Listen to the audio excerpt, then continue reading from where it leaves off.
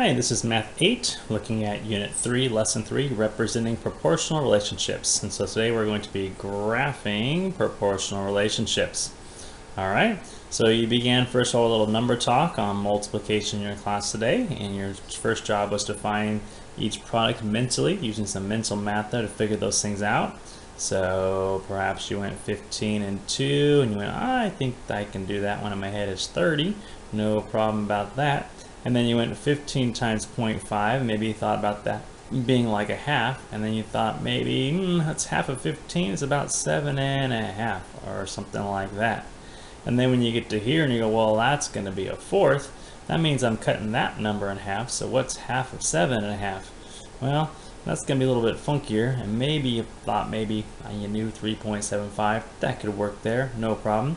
And then when you come back to this one, you go, well, wait a second, if I knew what 15 times 2 was, I knew that was 30, and if I figured out that times a quarter was going to be 3.75, right, then I know I'm just going to put those things together, and I end up with 33.75.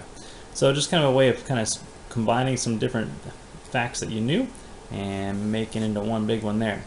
Alright, so the next thing we looked at in class, looking at today's lesson really, is representations of proportional relationships. Here are two ways to represent a situation. Description. Jada and Noah counted the number of steps they took to walk a set distance. To walk the same distance, so it's the same distance, Jada took 8 steps, Noah took 10 steps. Alright. The equation over here, let x represent the number of steps Jada takes, and so Jada is our x person, and y represents the number of steps that Noah takes. So here's our equation. This is Noah equals 5/4 of Jada. Okay. Then they found that when Noah took 15 steps, Jada took 12 steps. Okay. Create a table that represents this situation with at least three pairs of values. All right. So let's put our x and let's do our y and let's see what we have so far. First of all, we know that when Jada took 8 steps, Noah took 10. We also know that when Jada took 12 steps here, Noah took 15. Okay, so we have 2 sets of values there so far. I'm going to need a third one in a second, but let's hang on for that for now. Okay, so that's my table, 8, 10. Can I get another value? Well, I guess let's do another value. Let's look at this equation here where it says 5/4. Where does that 5/4 come from?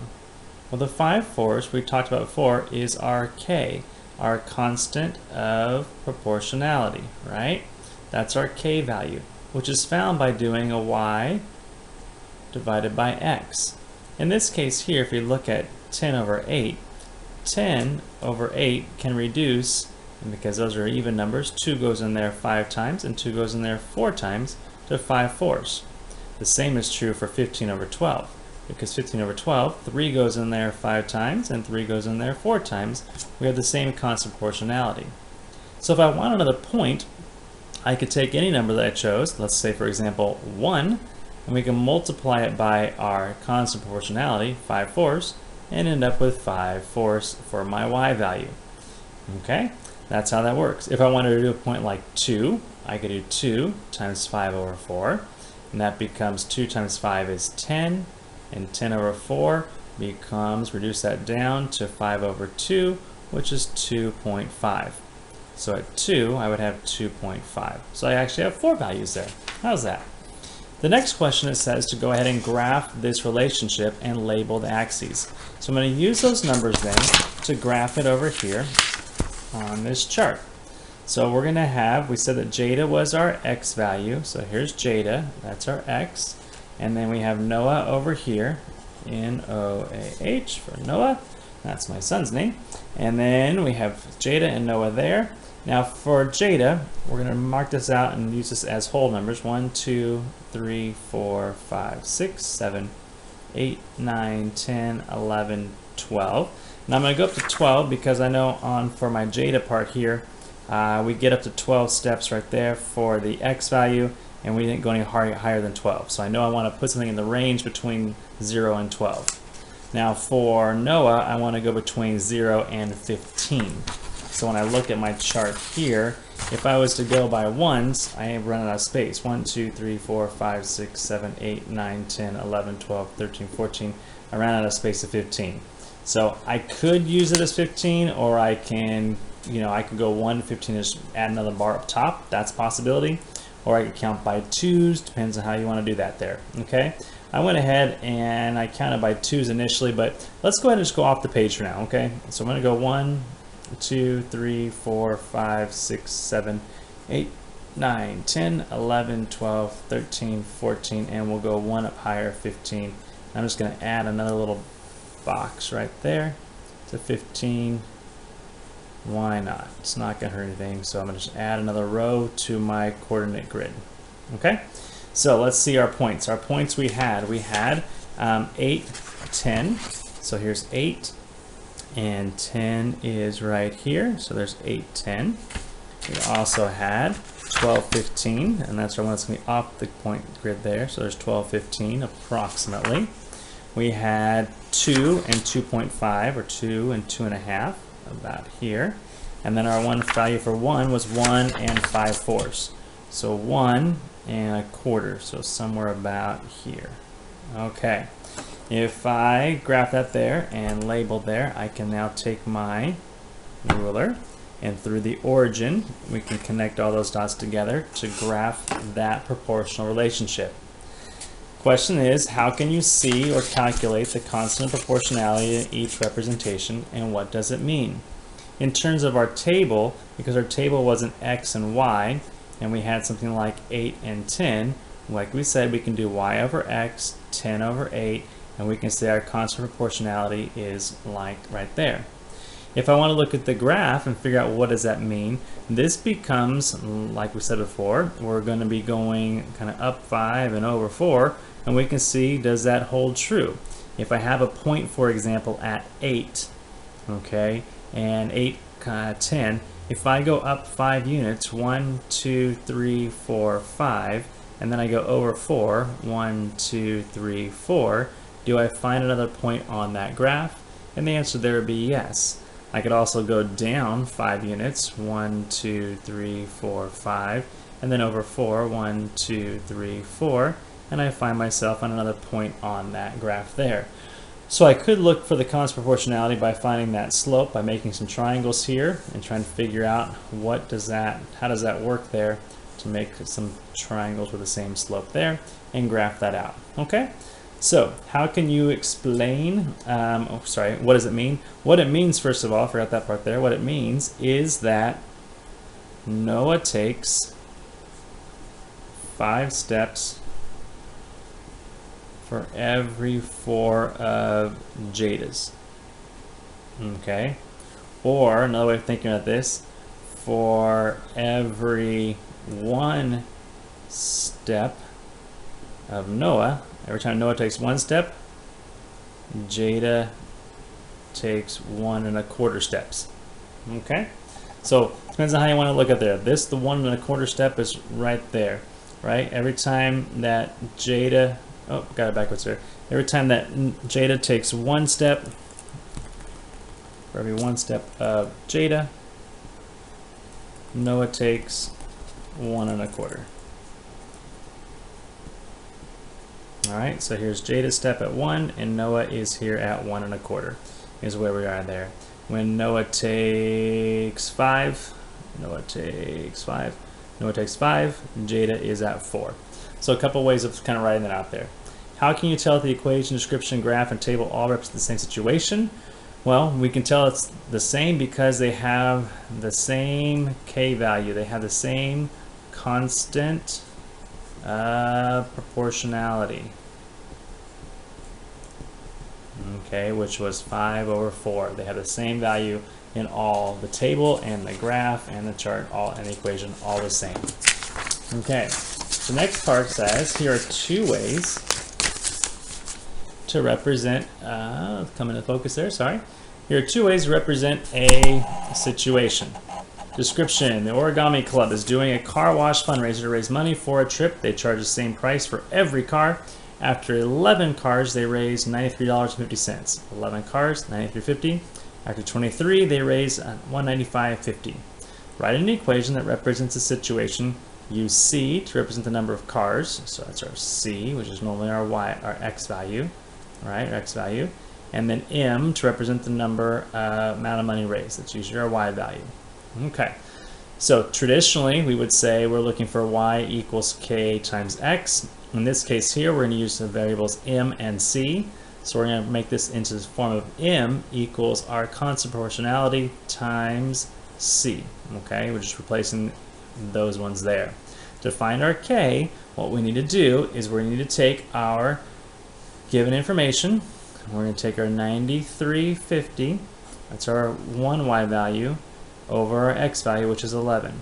And 93.50 over 11, that then becomes 8.5. So as an equation, we would say that M equals 8.5 times C.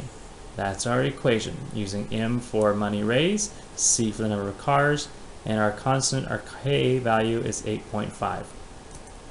It says to create a graph that represents a situation. Okay, so you have to think this through a little bit, because this is our money side here, and I need to get up to almost up to $200 to get up there, because my high value is 195. For the C value, I need to make sure I can get out to about 23 or so, because my car value is up to 23. So on this side here, I don't have a problem going by counting by ones. 1, 2, 4, 6, 8, 10, 12, 14, 16, 18, 20, 22, and 24. So here's my 23, which is one of my points, and here is 11, which is another one of them there. In terms of this part there, what I noticed is I have not a lot of space, so I went ahead and I counted by 20. So there's 20, 40, 60, 80, 100, 120, 140, 160, 180, 200 to get up there. So 11, our point here for 11 cars, was going to raise for us 93.50. So I got to go somewhere about here for 93.50. And 23 cars was going to raise about 195, so right about there. Okay, again, it's just a little bit of an estimate there, because the graph is a little bit compressed because of just how it's written. So when I graph that there, I go through the origin. If we do this right, we should line up pretty well. That's not too bad there. And so our graph would look something like that for this equation and the situation. How can you see or calculate the constant proportionality in each representation? What does it mean? Okay, so to calculate it, we're going to do our Y over our X value. That helped us calculate it from a table, right? No problem there. From the graph, maybe I can plot some more points. If I plot more points, it would help me figure out that constant of proportionality. I could also use the points I have and think of it like the slope thing, right? I could do a 195.50 minus 93.50 over 23 minus 11. Right? This is like my y2 minus my y1 over x2 minus x1. And if I work that whole thing out, what am I going to get once again? I should end up with an 8.5 to show that constant proportionality is the same. Explain how you can tell that the equation, description, and graph and table all the same, represent the same situation. The reason we know it's the same is they have the same K value. If the constant proportionality is the same, then we know they're talking about the same situation. Okay. The next thing you did in your class today is you had another InfoGap activity on proportional relationships. In this activity, your teacher gave one partner a problem card and gave another partner a data card. With the problem card, you had to think about, well, I need to solve a certain problem, but in order to do that, you had to think about what extra information you would need to solve that. And you had to ask your partner for specific information. So for example, on this first one, you're supposed to sketch a graph that shows the relationship between grams of honey and cups of flour needed for a bakery recipe. Show in the graph how much honey is needed for 17 cups of flour. So you're looking for a proportional relationship between honey and flour. Okay, so one of these would be honey and one would be flour. Not sure which is which, but in order to get this solved, we would need some value of honey in order to determine what our K value would be. I don't have that yet, right? So what you probably want to talk about your partner is what kind of information do they have. Do they have any values of honey that then are on a table that match values of flour? And from that, can you figure out what a K value might be? Not sure.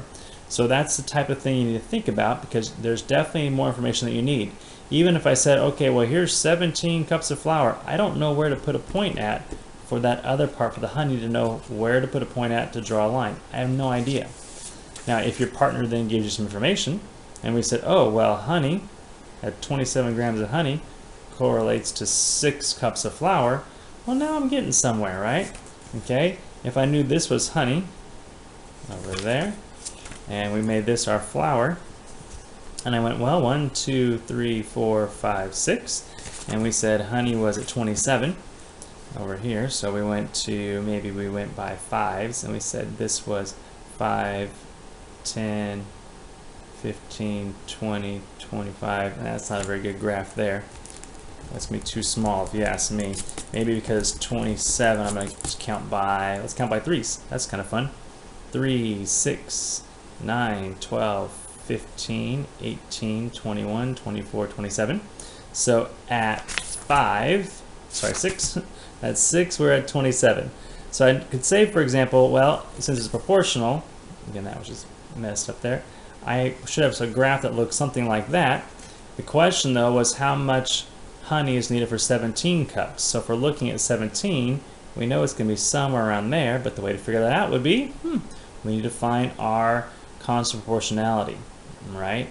Now I have a 6 and I have a 27, so I could probably use those numbers to figure out a constant proportionality that I could use with that. But anyways, here's some more information in the data card. You can work that out with your neighbors and see what you come up with there. All right, in summary of today's lesson, we're looking at this, that proportional relationships can be represented in multiple ways. So there's lots of ways to represent a proportional relationship, okay? We could represent them with a table, right, X, Y. We could represent them with a graph, like so. And we can also, well, that's not a very straight line, sorry. We could represent it with a graph, or we could represent it with an equation, y equals kx. So there are different ways we can show the same proportional relationships, all right? And that's really what today's lesson was about, different ways of showing the same proportional relationship. And part of that is recognizing that if we have something like potatoes, I can look at potatoes here in a table, I could look at it over here in a graph by charting that out, and I could then look at it in a different way and say, well, what would be my formula or my equation here? If I have carrots and potatoes, I could say, well, carrots is going to equal some constant proportionality times potatoes, and we could figure that out. I could look here at this one, it's kind of nice, 900 over 600, and that reduces down to 3 over 2. And so I could say that my equation would be C, carrots, equals 3 over 2 potatoes. All right, so I get that nice constant proportionality, which is going to be what we call our rate of change. So our constant proportionality is also called a rate of change, and we get that by taking our y value and dividing it by our x value right there. Let's take a look at tonight's homework. It says here, here's a graph of the proportional relationship between calories and grams of fish. So here's our fish, and here's our number of calories. Write an equation that reflects this relationship using x to represent the fish and y to represent the number of calories. All right, no problem. Well, one of the things you might want to do is when you take a look at the graph, let's find a point on this graph in which our line goes through a kind of section of our grid that we can find easily. So I look here at 300, and I notice that 300 for y, I'm at the point of 200 for x. 300, 200 right there. So when I think about 300 as a y value over an x value, 200, that reduces down to 3 over 2. So now I actually have a k value, don't I? So I can write an equation that looks like this. Y equals 3 over 2x. And that's all I'm being asked to do for that first part. So you find a point, we get those points in a y over x form, we reduce it, that becomes my k, and I pop it right on into that equation there. Using this information, I can now complete the table. If I have 1,000 grams of fish, I'm going to multiply by 3 over 2, and when I do that, half of, or 1,000 divided by 2 is 500. 500 times 3 is 1,500. The bottom one's pretty straightforward. 1 times 3 over 2, or it simply becomes 3 over 2. And then to go the other way, if you recall, I'm going to do what? Multiply by the reciprocal. So 2 over 3, multiply that out. And when I do 2 over 3, that becomes something like 4,002 over 3, which then gets reduced down to 1,334. Whoops, I was off the page. So sorry about that. I do that every once in a while. Alright, so we have 1,334 by multiplying by the reciprocal to get there. So here we multiply by 3 over 2, our k value, and this is the reciprocal to go the opposite way. Alright, number 2. Students are selling raffle tickets for a school fundraiser. They collect $24 for every 10 raffle tickets they sell. Let's suppose that M is the amount of money they collect and R is the raffle tickets. Write an equation that reflects the relationship between M and R. Okay, so we know that they're collecting $24 for every 10 raffle tickets. That's what we know so far. Okay, so think of it this way. One of these is kind of depending on the other part, right? The amount of money I get depends on how many tickets that I sell. Okay, however many tickets I sell will determine how much money I get. So we're going to have our variables here, and in our case, because we usually have our, in this case, we have our independent variable is what doesn't change, and the what depends is our dependent variable. The independent variable is often our x, and our dependent is often our y. Alright, so in this case here, if I was to write this out as a table, I would go ahead and put the raffle tickets, okay, raffle tickets here, and I would say raffle tickets, and then I would say money here. So I know that when I sell 10 raffle tickets, I end up with $24. That's what I know so far. So as a constant proportionality, that becomes 24 over 10, which reduces to 12 over 5 is my k value, 12 over 5. So to write an equation for this, we would say m, that's like our y, equals 12 over 5r. 12 over 5r, which is what we're saying is whatever number we decide is going to be the number of raffle tickets we sell, if we multiply that number by 12 over 5, it will tell us how much money the students are going to make. Okay? So now we need to label and scale the axes of this graph, the situation with M on the vertical side. So here's our money over here, and let's see, an R on the horizontal axis. Okay, so that's going to be our raffle tickets, our raffle sales here. Make sure the scale is large enough, to see how much they would raise if they sell 1,000 tickets. So our raffle thing needs to go all the way up to 1,000 in order to do that there. Right now we started with just knowing that for 10 we can get $24. That's all we know so far. So we have to decide what scale this is going to be in order to get to 1,000. Let's say I went by tens. Let's pretend for a second. I get 10, 20, 30, 40, 50, 60, 70, 80, 90, 100. I'm never going to make it to 1,000, am I? So to plot this out the right way, I have to use a different kind of scale. I could count by 50s, perhaps, but that's going to be 50, 100, and then I got 100, 200, 300, 400, 500, 600, 700. I don't get to 1,000. So I'm going to have to count by hundreds here one at a time. 1, 2, 3, 4, 500, 600, 700, 800, 900, and then 1,000 right there. So that's how my scale is going to be for the raffle part. Okay. In terms of the money, I know when he sells $10, we get 10 tickets gets me $24, and I get that by doing what? 10 times our constant proportionality, 12 over 5, gives me 24. Okay, because that reduces 2 times 12 is 24. I need to get up to $1,000. That's a lot. 1,000 raffle tickets.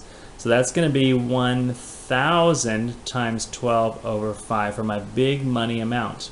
Well, again, 5 is going to go into 1,000. How many times? Well, it's going to go in there about 200 times, I believe, right? So 200 times. Yep. And then 200 times 12. Well, 12 times 2 is 24. And then we add the 2 zeros there.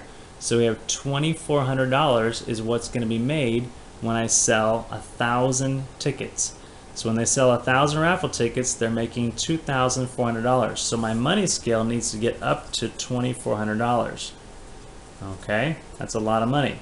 So again, if I count it by ones, I'm not going to get there. If I count by 200s, I will. There's 200, 400, 600, 800, 1,000, 1,200, 1,400, 1,600, 1,800, 2,000, 2,200, and here's 2,400.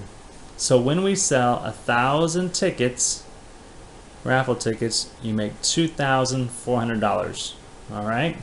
When I sell 100 tickets, which is another point in this graph, times 12 over 5, 5 goes into 120 times. This becomes 240. So 100 is going to sell 240, or something about here. So that is 100, 240, and here is 1,000, 2,400 as my 2 points. I could do my 10, 24, right? 10, 24, something like that if I chose to for my initial thing. 10, 24, and there we are. Can I graph that out? I'm sure that we can. And so we put our dots here like that. Line up our dots.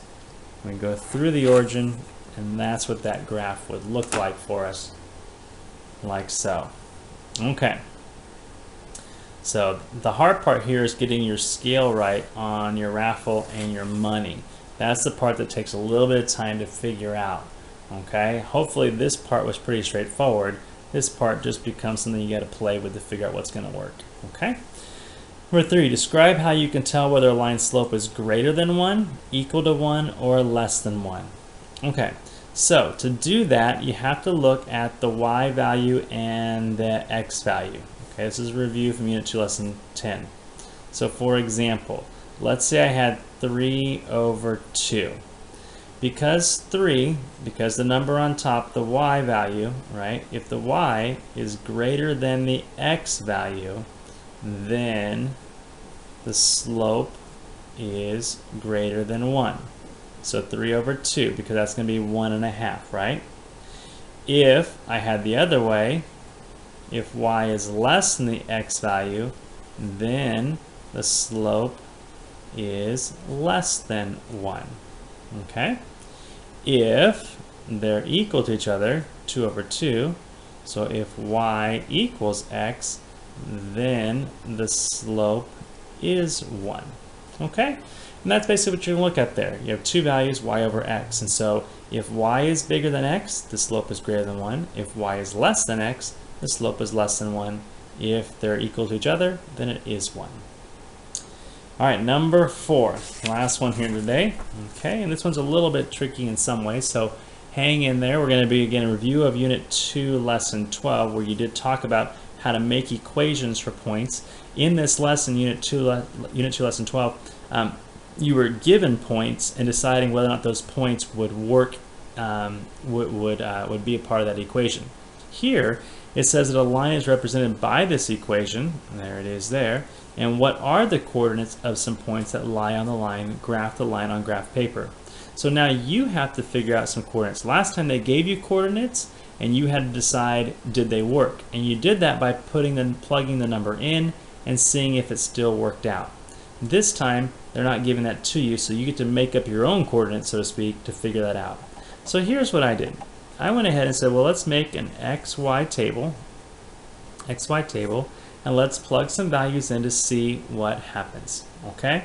Now for me, when I use an XY table, I typically pick 3 points to start with. I do a -1, I'll do a 0, and I'll do a +1. Okay, so let's use these first of all.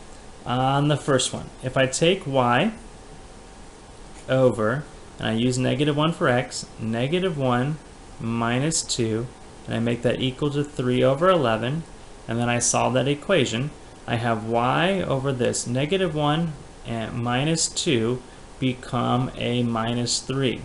Okay, so let's write it over here. Y over -3 equals 3 over 11. To get rid of the -3, I'm going to multiply this side and this side by a -3 over 1. Multiply it by the reciprocal. Multiply by -3. So that will be eliminated. And then I'm left with just the y.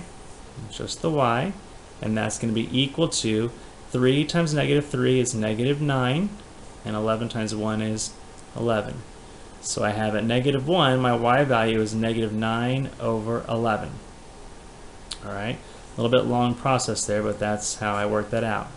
For the next one, I can do the same thing. Y over 0 minus 2 equals 3 over 11. So that means that this is really y over -2 equals 3 over 11.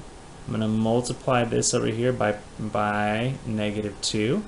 So 3 times -2 is -6 over 11. So at 0, I'm at -6 over 11. Do the same thing for 1. So y over 1 minus 2 equals 3 over 11. 1 minus 2 is -1. -1 equals 3 over 11. Multiply this by -1, and y is going to be equal to -3 over 11. Looking good so far. I can also do a value 2, which is a good one to do. What's interesting is when I put 2 in here, I get y over 0. You really can't have a y over 0, can you? Right? 2 minus 2, I can't really have y over 0. It's just not going to work out too well. So, but for now, let's just have a kind of a space holder there. That becomes y over 0 equals 3 over 11. I know I can't do that, but I can multiply that side by 0. Let's just say that for now. And we say that y is going to equal 0 basically when x is equal to 2. The way you would prove that out is you would actually go ahead and if I want to switch this up a little bit, I could take this and I could put it over here before I plug a value in, and then I can get this side equal to 0. Okay, but for now it does work out to be like that. If you look at your equation, it makes sense too, because you have y over x minus 2. Now this is always x minus some number, which tells me here's a number minus another number, right? That's how our formula usually works. It's a y minus a number, x minus a number. Well, what number is right here? Nothing. There is no number. That's our 0. And what number's here? 2. Well, there's my 2, 0 right there. So even in the equation, we can see that that's where this 2 and 0 are. To graph this out, well, what it would look like would be something like this. And this is just a quick little sketch here. Here's -1, here's +1, here's 2, and here's regular old 1 right there. At -1, we're almost at -1. At 0, we're at -6, 11. At 1, we're at -3, 11. And at 2, we're at 0. And so the graph would look something like that. Just on my graph paper with me. All right. So I hope that helps you out today. Have a great day.